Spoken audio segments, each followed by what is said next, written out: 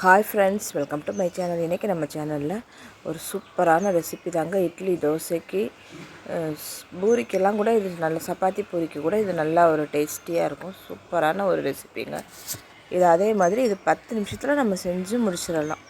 ரொம்ப ரிஸ்க்கும் கிடையாது, ஈஸியாக செஞ்சிடலாம். அதுக்கு வந்து ஃபஸ்ட்டு எடுத்தோன்னா ஒரு கடாயில் எண்ணெய் ஊற்றிருக்கேன். எண்ணெய் காஞ்சதும் நம்ம இங்கே வந்து வெங்காயம், தக்காளி, பச்சை மிளகாய் எல்லாமே கட் பண்ணி வச்சுருக்கேன். நம்ம இது இப்போ எண்ணெய் காஞ்சது நம்ம என்ன சேர்த்துக்க போகிறோம்னா கடவுள் பருப்பு தான் சேர்த்துக்க போகிறோம்.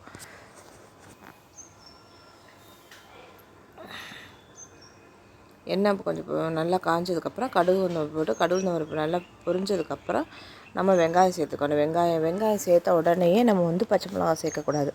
ஏன்னா வெங்காயம் வந்து நம்மளுக்கு நல்லா வதங்கணும். வெங்காயம் நல்லா வதங்கி வந்தோடனே பச்சை மிளகாய் வதங்கினதுக்கப்புறம் சேர்த்தோம்னா நம்மளுக்கு இந்த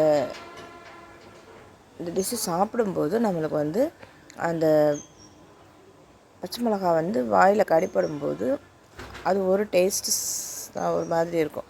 நம்ம இப்போ வெங்காயம் போடும்போதே நம்ம பச்சை மிளகாய் போட்டுட்டோம் அப்படின்னா அது பச்சை மிளகாயெல்லாம் நல்லா வெந்து வெறும் தோல் மட்டும்தான் இருக்கும். அது வந்து இந்த ரெசிபிக்கு நல்லா இருக்காது. ஸோ அதனால் நீங்கள் வெங்காயம் நல்லா வதங்கினதுக்கப்புறம் இது வெங்காயம் வந்து அப்படி ஒன்றும் பொன்னிறமாக ஆகிற அளவுக்குலாம் வதக்கணுன்ற கட்டாயம் கிடையாது. வதங்கினதுக்கப்புறம் நம்ம வந்து பச்சை மிளகாய் சேர்த்துக்குவோம். கொஞ்சம் கலர் லைட்டாக கலர் சேஞ்ச் ஆனால் போதும் நம்மளுக்கு. இப்போ இந்த ஸ்டேஜில் நம்ம வந்து பச்சை மிளகாய் சேர்த்துக்க போகிறோம். பச்சை மிளகாயை சேர்த்து நல்லா ஒரு வதக்கினதுக்கப்புறம் பச்சை மிளகாய் நம்ம எவ்வளோ போடுறோமோ அதுக்கு தகுந்த மாதிரி நம்ம மிளகாத்தூளை குறைச்சிக்கணும். பச்சை மிளகாய் இந்த இடத்துல இப்போ நான் 4 மிளகாய் போட்டிருக்கேன். இன்னும் கூட நம்ம கூட 7-8 மிளகாய் போட்டோம் அப்படின்னா நம்ம தனி மிளகாத்தூள் சேர்க்குற இடத்துல அதை வந்து கொஞ்சம் குறைச்சிக்கணும்.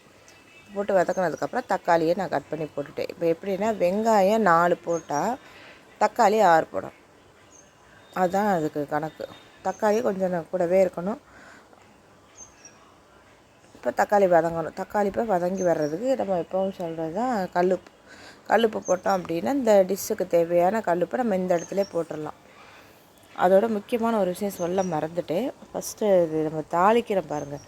தாளிக்கும் போது என்ன சேர்க்கணும் அப்படின்னா முடிஞ்ச வரைக்கும் கடலெண்ணெய் சேர்த்தீங்கன்னா டேஸ்ட்டு செம்மையாக இருக்கும். அந்த கடலெண்ணெய் வாசம் இந்த டிஷ்ஷுக்கு வந்து அப்படி ஒரு டேஸ்ட்டை கொடுக்கும். ஸோ கடலெண்ணெய் சேர்க்க முடிஞ்சால் கடலெண்ணெய் சேர்த்துக்க. மற்றபடி நம்ம பாம் ஆயில், ரீஃபைண்ட் ஆயில் என்ன வேணாலும் நம்ம சமைக்கிற ஒரு நல்லெண்ணெய் சேர்த்து அப்படி இல்லாமல் கடலெண்ணெய் சேர்க்கணும். அதேமாதிரி தக்காளி ரொம்ப முழுசாக ஓரளவுக்கு நல்லா வதங்கிடுச்சு. இப்போ அதுக்கப்புறம் நான் கொஞ்சம் மிளகாத்தூள் போட்டிருக்கேன். எவ்வளோ போட்டிருக்கேன்னா ஒரு 1.5 ஸ்பூன் அளவுக்கு மிளகாத்தூள் போட்டிருக்கேன். மல்லித்தூள் நல்லா ஒரு 1/2 ஸ்பூன் அளவுக்கே நம்ம போட்டுக்கலாம். இது மஞ்சள் குழம்பு மாதிரி இருக்கும். மஞ்சள் சேர்த்து செய்யும்போது தான் இது டேஸ்டியாக இருக்கும். அதனால் மஞ்சள் ஒரு 1/2 ஸ்பூன் அளவு போட்டிருக்கேன். வந்து கறி மசால் தூள் வந்து நம்ம போட்டுக்கணும். உடனே அரைச்சும் சேர்த்துக்கலாம், இல்லை நம்மள்கிட்ட அரைச்சது இருந்தால் கூட நம்ம அதையும் சேர்த்துக்கலாம். சேர்த்துட்டு நல்லா கொஞ்சம் தண்ணி ஊற்றி நல்லா மிக்ஸ் பண்ணிவிட்டு அது நல்லா ராசமெல்லாம் போகிற அளவுக்கு நம்ம நல்லா வதக்கி விட்டுறோம். இப்போ இந்த இடத்துல வந்து நம்ம வந்து பொட்டுக்கடலை சேர்த்துக்க போகிறோம். 2 கைப்பிடி அளவு பொட்டுக்கடலை தான் நான் எடுத்திருக்கேன். இப்போ இதை வந்து நம்ம ஈரம் எதுவும் இல்லாமல் மிக்சியில் சேர்த்து நல்லா நைஸாக எவ்வளோ நைஸாக பொடி பண்ண முடியுமோ அவ்வளோக்குள்ள நைஸாக பொடி பண்ணிவிட்டு அதை அப்படி சேர்க்கக்கூடாது. அதில் கொஞ்சம் தண்ணி ஊற்றி நல்லா மிக்ஸ் பண்ணிவிட்டு ஒரு வடிகட்டி வச்சு வடிகட்டிடணும். இந்த மாதிரி திப்பியாக இருக்கும். இந்த இதெல்லாம் இருக்கக்கூடாது. இதெல்லாம் இருந்ததுன்னா நம்மளுக்கு குழம்புல வந்து ஒரு மாதிரி வாயில் தட்டுப்படும்.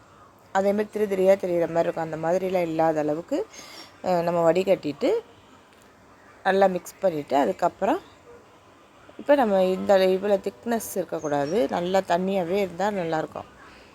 ஏன்னா பொட்டுக்கடலை போட்ட உடனே நல்லா திக்னஸ் கொடுக்கும். ஸோ அந்த மாதிரி இருக்காமல் நம்ம கூடவே தண்ணி ஊற்றினோம்னாலும் அது திக்காக ஆகிடும். கொதிக்க திக்காயிரும். அதனால் நல்லா தண்ணி ஊற்றிக்கணும். இது எப்படி பக்குவத்தில் இருக்கணும் அப்படின்னா குருமா மாதிரி திக்காகவும் இருக்கக்கூடாது, குருமாவுக்கு கொஞ்சம் கீழே அந்த கன்சிஸ்டன்சியில் இருந்தால் போதும். சூப்பராக இருக்கும். இது வந்து இட்லி, தோசை, சப்பாத்திக்குமே செம்ம டேஸ்டியாக இருக்கும். அவ்வளோதாங்க. நல்லா கொதி வந்த உடனே உப்பு செக் பண்ணி பார்த்துக்கிட்டு நம்ம அடுப்பை ஆஃப் பண்ணிட வேண்டியதுதான். மஞ்சள் குழம்புன்னு சொன்னேன் பார்த்தீங்களா, அது மாதிரி இதுக்கு பேர் பொட்டுக்கடலை குழம்பு. பொட்டுக்கடலை என்ன சேர்த்து செய்கிறதுனால. இது செய்கிறதுக்கு என்ன கஷ்டம், தக்காளி வெங்காயம் கட் பண்ணால் டக்குன்னு செஞ்சிடலாம் 10 நிமிஷத்தில். கடைசியில் இறக்கப்பையில் மல்லித்தலை கருவேப்பிலை தூவி இறக்கிட்டோம்னா சூப்பரான டேஸ்ட்டாக இருக்கும். மஞ்சள் குழம்பு, மஞ்சள் உடம்புக்கு அவ்வளோ நல்லதுங்க. மஞ்சள் அதுவும் நாங்கள் எங்கள் வீட்டில் பச்சை மஞ்சள்லே நாங்கள் தனியாகவே நான் அரைச்சி வச்சுருவேன். அந்த மஞ்சள் போட்டு செய்யும்போது இந்த குழம்பு அப்படி ஒரு டேஸ்டியாக இருக்கும். இதை ஒரு தடவை நீங்கள் செஞ்சிட்டீங்கன்னா நீ அடிக்கடி செய்வீங்க. அதே மாதிரி இந்த குழம்பு நம்ம இட்லி தோசையில் சாப்பிடும்போது தொட்டு சாப்பிடக்கூடாது, நல்லா பிசைஞ்சு சாப்பிட்டோம்னு வச்சுக்கோங்க, சொல்லவே வேணாம், அவ்வளோ சூப்பராக இருக்கும். 4 இட்லி சாப்பிட்றவங்க கூட தாராளமாக 6 இட்லி சாப்பிடுவாங்க. ஸோ இந்த மாதிரி இதில் நம்ம பொட்டுக்கடலையோட டேஸ்ட்டு அப்படி இருக்கும். அதனால தான் நான் இந்த மாதிரி இன்றைக்கி இந்த டிஷ் செஞ்சுருக்கேன். எங்கள் வீட்டில் எல்லாருமே விரும்பி சாப்பிட்டாங்க. இந்த பாருங்கள், இப்போ தண்ணி எவ்வளோ ஊற்றி தண்ணி இப்போ திக்காயிடுச்சா. ஸோ நம்ம இந்த மாதிரி வந்தோன்னா ஊற்றிக்கணும். சூப்பரான